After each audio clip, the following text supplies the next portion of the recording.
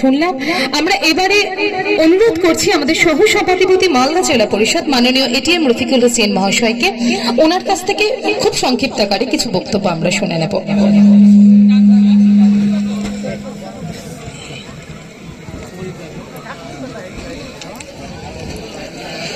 উপস্থিত সকলকে আন্তরিক শুভেচ্ছা অভিনন্দন। আমাদের ধানগাড়া বিশনপুর অঞ্চল আজকে প্রধান কাপের শুভ উদ্বোধনী অনুষ্ঠান কিছুক্ষণের মধ্যে আলোচনা হবে বা চালু হবে।